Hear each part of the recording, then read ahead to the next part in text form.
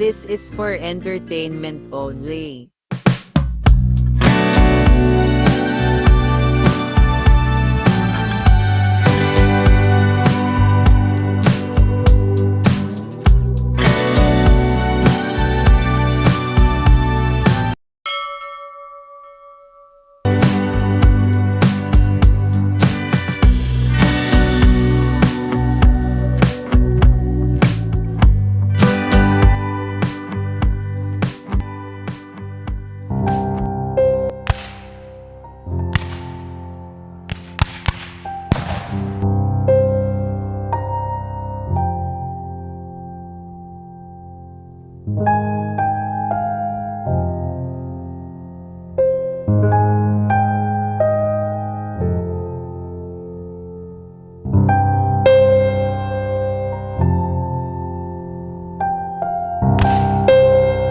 Leo.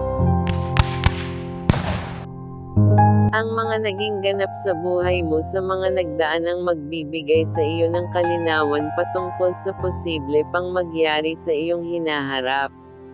Sa taong 2025, ikaw ay nakahanda na sa mga hamon na iyong kakaharapin. Maaaring yung taong ito ang iyong maging kaagapay upang baguhin ang iyong nakasanayan na kinaugalian na nagbigay sama ng loob sa iba.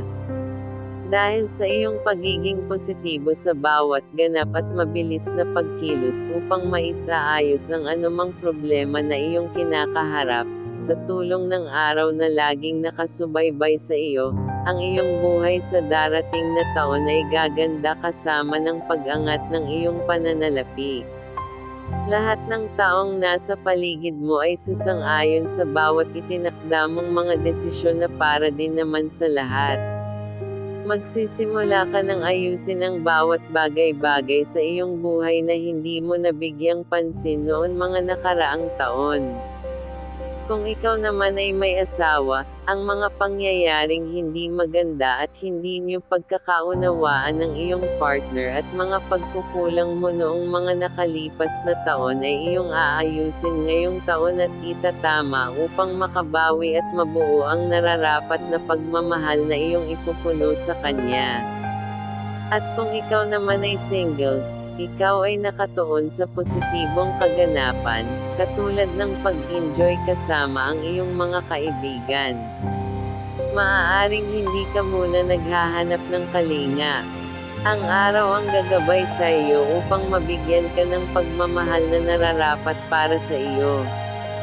Limitahan lamang ang iyong pagkakatiwalaan, dahil maaaring may mga makikilala kang andyan lang dahil kailangan ka. Ito'y posible mong ikadismaya at ika'y tuluyan ng mawalan ng tiwala.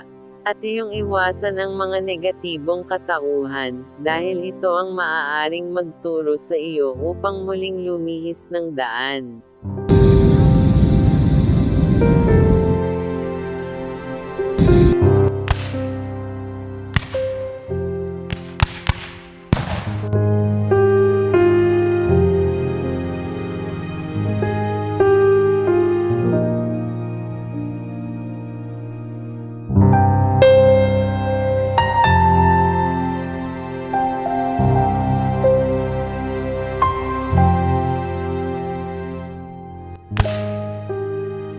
Virgo.